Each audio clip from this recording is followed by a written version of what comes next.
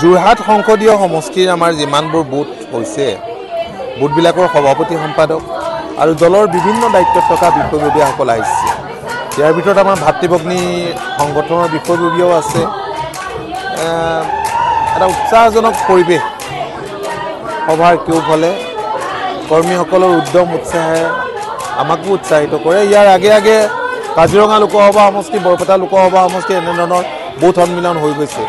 আৰু আপোনালোকেতো জানেই যে লোকসভা নিৰ্বাচন সন্মুখত আছে, তাৰপিছতে হয়তো পঞ্চায়ত নিৰ্বাচন আহিব।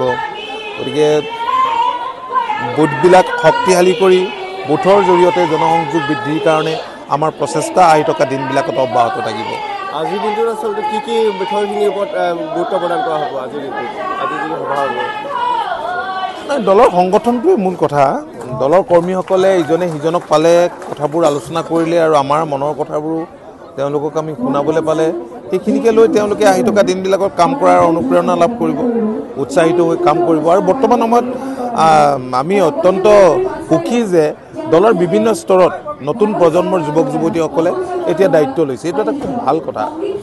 আৰু আমিও দলটোৰ দুৱাৰ খিৰিকী খুলি দিছোঁ নতুন প্ৰজন্মৰ বাবে। তেওঁলোক আমাৰ আশা, তেওঁলোক আমাৰ ভৰসা। আৰু আমি নিশ্চিত যে 2024 বৰ্ষটো হ'ব আমাৰ বাবে ৰাজনৈতিক শক্তিৰ বৃদ্ধিৰ বৰ্ষ। আৰু এইবাৰ আমি নিশ্চিতভাৱে লোকসভালৈ আমাৰ প্ৰতিনিধি প্ৰেৰণ কৰাত আমি সফল হ'ম। আমি যোৰহাট সংসদীয় সমষ্টিৰ ইয়াত আমি বুথ সন্মিলন অনুষ্ঠিত কৰিছোঁ। ইয়াৰ আগতে সংসদীয় সমষ্টিৰ বিশেষ কৰ্মকৰ্তাসকলৰ সভা পাতিছিলোঁ। আৰু আজিৰ দিনটোত নতুন যিটো যোৰহাট সংসদীয় সমষ্টি, বিধানসভা সমষ্টি কোনোবা ইয়াৰ পৰা ওলাই গৈছে, কোনোবা অন্তৰ্ভুক্ত হৈছে। গতিকে এই আটাইখিনি আৰু বিধানসভা সমষ্টিবিলাকৰো সাল সলনি হৈছে তাৰ যিটো এলেকা। গতিকে নতুন এলেকাত নতুন বিধানসভা সমষ্টি গঠন কৰি নতুনকৈ হোৱা বুথবিলাকক পুনৰ গঠন কৰি আমি আজি সকলো বুথৰ সভাপতি, সম্পাদক আৰু বিষয়ববীয়াসকলক আজি আমি একত্ৰিত কৰিছোঁ। আমাৰ মূল লক্ষ্য হ'ল যে আমি ইয়াৰ পৰা পিছৰ পৰ্যায়লৈ আগবাঢ়িবলৈ বিচাৰিছোঁ। সেইটো পৰ্যায় হৈছে যে বুথসমূহে ইয়াৰ পিছত আমাৰ নিজৰ নিজৰ বুথৰ পৰিয়ালসকলক সংযোগ ঘটাব।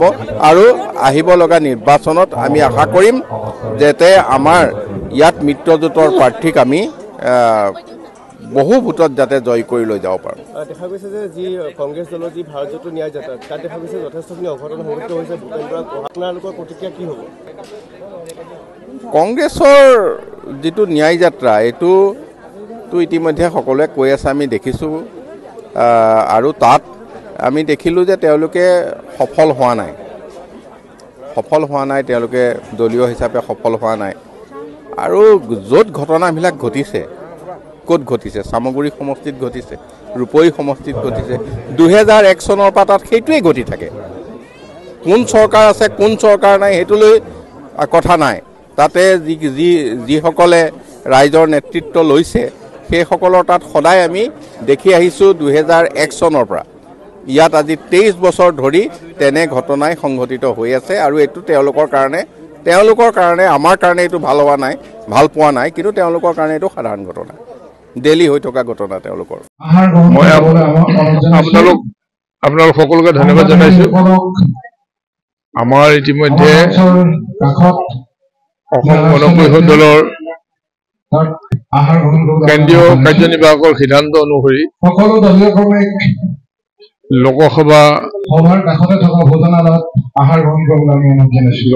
সমষ্টি ভিত্তিত দলৰ তৃণমূল পৰ্যায়ৰ কৰ্মীৰ পৰা কেন্দ্ৰীয় পৰ্যায়ৰ আমাৰ নেতৃস্থানীয় ব্যক্তিসকলক লৈ পেলাই আৰু শুভাকাংক্ষীসকলক লৈ আমাৰ যিসকলে দলৰ কাৰণে যোৱা সময়ছোৱাত ত্যাগ কৰি আহিছে তেনেকুৱা ব্যক্তিসকলক লৈ পেলাই প্ৰথমতে বৰপেটাত লোকসভা সমষ্টিত সভা অনুষ্ঠিত কৰা হ'ল 8 তাৰিখে, যোৱা 8 তাৰিখত। আৰু 10 তাৰিখে আমাৰ কাজিৰঙাত অনুষ্ঠিত কৰিলে। আৰু আজি 24 জানুৱাৰী, আজি আমাৰ যোৰহাট লোকসভা সমষ্টিৰ এই সভাখন কেন্দ্ৰীয় সমিতিয়ে নিৰ্ধাৰণ কৰা মতে 24 তাৰিখে আজি আমাৰ ঐতিহাসিক শিৱসাগৰৰ এই ৰূপহী পথাৰ ৰুদ্ৰসিংহ আমাৰ ক্ৰীড়া প্ৰকল্পত এইটো অনুষ্ঠিত কৰা হৈছে আৰু ইতিমধ্যে আপোনালোকে দেখিছে যে বিভিন্ন সময়ত ৰাজ্যখনত ওলাই থকা বহু প্ৰশ্নৰ উত্তৰ আমাৰ আজি সভাখনে নিশ্চয় দিব পাৰিছে বহুতে কয় যে অসম গণ পৰিষদ দলটো নাইকিয়া হ'ল অসম গণ পৰিষদ দল কাৰোবাৰ বুকুচাত উঠি যাব খুজিছে কোনোবাই কয় যে অসম গণ পৰিষদ দলক অন্য দলে ইতিমধ্যে শেষ কৰি পেলাইছে কিন্তু আপোনালোক আজি দেখিছে ইয়াতে আমাৰ তৃণমূল পৰ্যায়ৰ পৰা আমাৰ কৰ্মীসকল উপস্থিত আছে আৰু এই উপস্থিতিয়ে নিশ্চয় গোটেই ৰাজ্যখনলৈ এটা সুন্দৰ বাৰ্তা নিশ্চয় পঠিয়াইছে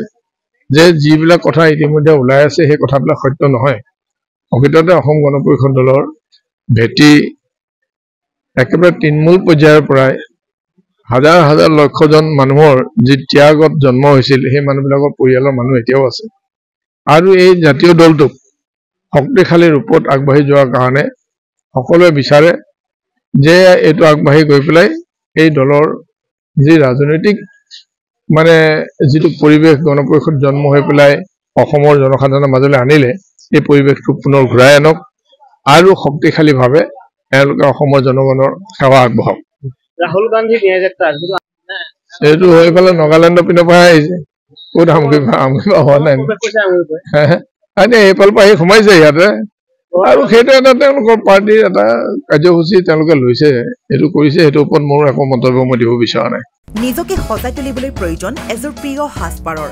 ফেষ্টিভেল ব্ৰাইডেল সেকশনকে আদি কৰি পাৰ্টি গেট আপলৈকে মুঠৰ ওপৰত এযোৰ মন পছন্দৰ সাজপাৰৰ বাবে চিন্তা কিহৰ সাজপাৰৰ লগতে উপলব্ধ গহনাও তাতোকৈ ভাল খবৰ লেডিজৰ লগতে জেন্টছ আৰু কিডছৰ সেকশনো উপলব্ধ আপোনাৰ কাষত গিটাৰ থ্ৰিলছ ক্ৰিয়েশ্যন যোগাযোগ নম্বৰ 7638886024 ঠিকনা near Japorigog LP school Japorigog Guwahati house number 11